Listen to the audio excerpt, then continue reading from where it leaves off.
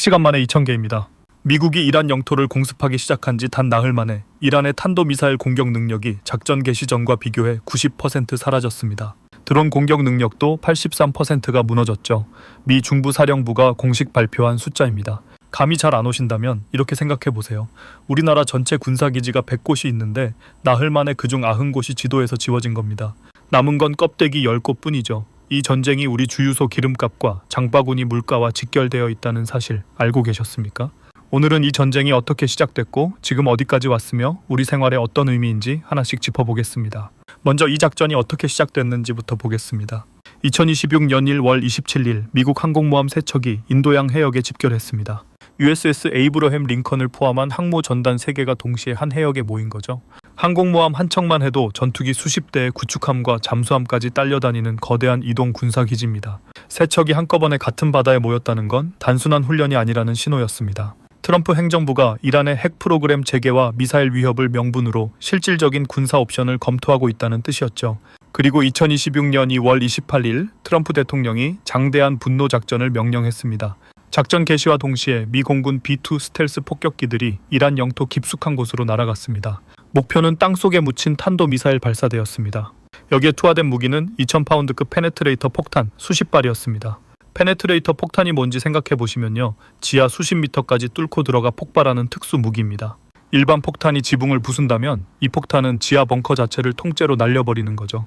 이란이 수십 년에 걸쳐 땅속 깊이 숨겨놓은 미사일 발사대를 정확히 파괴하기 위해 설계된 무기입니다. 미 중부사령부가 플로리다 맥딜 공군기지에서 기자회견을 열었는데요. 작전 100시간 만에 약 2000개의 목표물이 타격을 받았습니다. 단순히 미사일 기지만이 아니라 이란의 미사일 생산 공장, 부품 조달 시설, 재건 능력까지 겨냥한 작전이었습니다. 중부사령부 사령관은 이렇게 말했습니다. 우리는 이란이 보유한 것만 공격하는 게 아니라 재건할 능력까지 파괴하고 있다고요. 이 발언이 중요한 포인트입니다. 단순 보복이 아니라는 겁니다. 이란은 지난 수십 년간 탄도미사일과 드론을 중동 지역 영향력의 핵심 수단으로 활용해 왔습니다. 헤즈볼라, 후티, 이라크 민병대 등 이른바 저항의 축 세력에 무기를 공급하고 미국과 이스라엘을 직접 겨냥한 미사일 발사 능력을 유지해온 게 이란의 전략적 자산이었죠. 미국이 이번에 겨냥한 건 바로 그 자산의 뿌리입니다. 미사일 한 발이 아니라 미사일을 만드는 공장과 기술자와 공급망 전체를 지우겠다는 거죠. 해상에서도 같은 일이 벌어졌습니다. 미 중부사령부 발표를 보면 현재까지 이란 함선 30척 이상이 격침됐습니다. 미군이 직접 공격하거나 침몰시킨 이란 선박만 해도 20척이 넘습니다. 페르시아만과 인도양에서 이란 해군이 사실상 괴멸 수준의 타격을 받은 겁니다. 그 과정에서 역사적인 사건이 하나 발생했습니다. 피트 헤그세스 전쟁부 장관이 브리핑에서 직접 밝힌 내용인데요. 미 해군의 고속 공격 잠수함이 이란 해군 호위함 아이리스 데나오를 어뢰로 격침시켰습니다. 댄 케인미 합참의장은 이렇게 말했습니다. 1945년 이후 처음으로 미 해군이 단 한 발의 MK-48 어뢰를 이용해 적의 전함을 즉각적으로 해저로 가라앉혔다고요. 2차 세계대전이 끝난 게 1945년입니다. 그 이후 81년 동안 미 해군은 실전에서 적의 전함을 어뢰로 격침시킨 적이 없었죠. 그 기록이 이번에 깨진 겁니다. 헤그세스 장관은 이를 조용한 죽음이었다고 표현했습니다. 아이리스 데나오는 스리랑카 인근 인도양에서 침몰했습니다. 스리랑카 외무부 장관이 자국 의회에서 밝힌 내용에 따르면 스리랑카는 해군 함정 2척과 항공기 1대를 투입해 구조 작업을 벌였습니다. 호위함에 탑승했던 승조원은 180명이었는데 구조된 부상자는 32명이었습니다. 나머지 148명은 실종 상태입니다. 스리랑카 당국은 추가 생존자를 발견하기 어려운 상태라고 밝혔습니다. 180명 중 148명, 이 숫자가 이 전쟁의 무게를 말해줍니다. 잠수함은 보이지 않습니다. 어디서 왔는지 어디로 갔는지 알 수 없죠. 이란 해군 입장에서 보면 바다 위 어느 지점에서도 갑자기 배가 가라앉을 수 있다는 뜻입니다. 이건 군사적 타격이기도 하지만 동시에 심리적 압박이기도 합니다. 이란 해군이 더 이상 바다에서 자유롭게 움직일 수 없게 된 겁니다. 그리고 이 해상 통제권의 변화가 우리에게 직결됩니다. 이란이 미국 유조선을 공격하고 호르무즈 해협 봉쇄로 맞대응하면서 국제 유가가 상승하고 있습니다. 호르무즈 해협은 전 세계 석유 수출량의 약 20%가 통과하는 길목이죠. 한국이 수입하는 원유의 상당 부분도 이 해협을 통해 들어옵니다. 이 해협이 불안정해지면 주유소 기름값이 오르고 난방비가 오르고 물류비가 오르고 결국 장바구니 물가 전체가 영향을 받습니다. 먼 나라 전쟁이 우리 식탁까지 오는 경로가 바로 이겁니다. 지금 이 전쟁은 어디까지 왔고 왜 여기까지 오게 된 걸까요? 이 전쟁의 뿌리를 보면 트럼프 행정부 재집권 직후부터 긴장이 급격히 고조되기 시작했습니다. 2026년 1월 2일 트럼프 대통령은 이란 정부가 평화적 시위대를 살해할 경우 무력 개입 준비가 되어 있다고 공개적으로 위협했습니다. 1월 24일에는 이란 석유 수출 선박에 대한 제재가 실시됐고 사흘 뒤인 1월 27일에는 항공모함 3척이 인도양 해역에 도착했습니다. 이 시점에서 이미 군사 행동은 기정사실에 가까웠죠. 이 월에 들어서면서 트럼프 행정부는 이란이 핵 프로그램을 재개했으며 조만간 미국 본토에 도달할 수 있는 미사일을 개발 중이라고 주장했습니다. 익명의 미국 소식통에 따르면 트럼프 대통령은 이란이 미사일을 선제 발사할 계획이라는 정보를 입수한 후 공격을 승인했습니다. 그리고 2월 27일 오후 트럼프는 장대한 분노작전을 진행하라는 명령을 내렸습니다. 트럼프 대통령은 3월 3일 백악관 연설에서 이번 작전의 4대 목표를 직접 제시했습니다. 이란의 미사일 능력 파괴, 해군 괴멸, 테러 지원 차단, 핵무기 연구 차단. 이 4가지입니다. 여기서 주목할 부분은 4번째 목표, 핵무기 연구 차단입니다. 단순히 현재 위협을 제거하는 게 아니라 이란이 미래에도 핵을 가질 수 없도록 만들겠다는 선언이거든요. 이건 이란의 군사력을 약화시키는 수준을 넘어 이란이라는 나라의 전략적 지위 자체를 바꾸겠다는 의미입니다. 작전의 규모도 그 목표에 걸맞습니다.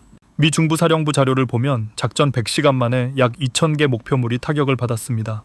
이 숫자가 얼마나 큰 규모인지 감을 잡으시려면 2003년 이라크 전쟁 초기 충격과 공포 작전에서 48시간 동안 타격한 목표물이 약 1,500개였다는 걸 떠올려 보시면 됩니다. 이번 작전은 그보다 더 짧은 시간에 더 많은 목표를 타격한 겁니다. 이란 최고 지도자 하메네이를 포함한 수뇌부가 작전 초기에 사망했다는 보도도 나왔습니다. 지휘 체계가 흔들린 상황에서도 이란은 반격을 이어가고 있습니다. 이란은 미군이 주둔 중인 카타르 군사기지를 타격하며 결사항전 의지를 보였고 3월 4일에는 17차 작전을 시작하며 미사일 40발을 발사했습니다. 탄도미사일 능력의 상당 부분이 무너진 상황에서도 반격을 이어가고 있다는 건 이란 내부에 아직 상당한 잔존 전력이 남아있거나 아니면 협상보다 항전을 선택한 세력이 주도권을 쥐고 있다는 신호입니다. 실제로 현장에서는 어떤 일이 벌어지고 있을까요? 지상에서도 새로운 국면이 열렸습니다. 폭스뉴스가 미 정부 관계자를 인용해 보도한 내용을 보면 수천 명의 이라크 쿠르드족 전투원들이 이라크를 거쳐 이란으로 지상 공격을 시작했습니다. 공중전에 이어 지상전이 열린 겁니다. 쿠르드족은 이란, 이라크, 터키, 시리아에 걸쳐 분포하는 민족으로 오랫동안 독립국가를 꿈꿔왔습니다. 이란 서부 지역에도 상당수의 쿠르드족이 살고 있고 이란 정부와는 오랜 갈등 관계에 있죠. 이 전투원들이 이라크 북부를 거쳐 이란 서부로 진입했다는 건 이란이 이제 서쪽 국경에서도 동시에 압박을 받게 됐다는 뜻입니다. 캐롤라인 레빗 백악관 대변인은 트럼프 대통령이 이라크 북부 기지와 관련해 쿠르드 지도자들과 직접 통화했다고 확인했습니다. 월스트리트 저널 보도를 보면 트럼프 대통령이 3월 1일 쿠르드 지도자들과 접촉했으며 이들에게 무기와 군사훈련, 정보 지원을 할지 여부에 대해 최종 결정을 내리지 않은 상태라고 합니다. 백악관은 쿠르드족을 통한 이란 체제 전복 계획에 동의했다는 보도는 사실이 아니라고 부인했습니다. 하지만 트럼프 대통령이 쿠르드 지도자들과 직접 통화했다는 사실 자체는 확인했습니다. 공식 부인과 실질적 접촉이 동시에 진행되고 있는 겁니다. 이런 패턴은 미국이 직접 개입 사실을 공식화하지 않으면서도 쿠르드 세력을 실질적으로 지원하는 방식을 택하고 있다는 걸 시사합니다.